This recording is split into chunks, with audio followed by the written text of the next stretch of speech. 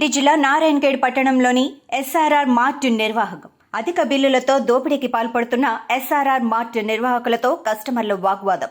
వినియోగదారులు 2300 కిరాణా సరుకులు తీసుకుంటే 4330 బిల్లు వసూలు చేసి దోచుకుంటున్న ఎస్ఆర్ఆర్ మార్ట్ యాజమాన్యంపై పోలీసులకు ఫిర్యాదు చేసిన వినియోగదారులు.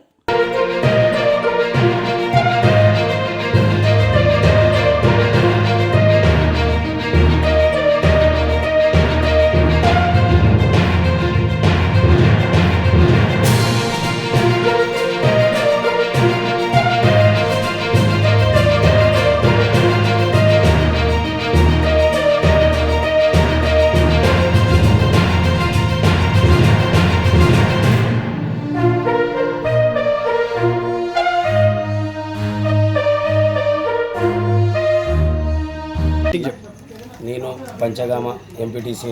నా పేరు విఠల్. నేను ఎస్ఆర్ఆర్ మార్కెట్లో షాపింగ్కి వచ్చాను.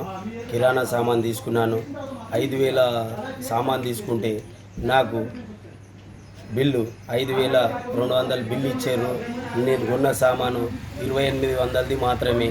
దీంట్లో ఇంత సగంకి సగం ఫ్రాడ్ చేయడం జరిగింది. అందుకే ఇది గుర్తించి అధికారులు అప్రమత్తమై ఈ షాపును తొందరగా మూయించాలని కోరుకుంటూ నేను మీడియా ముందు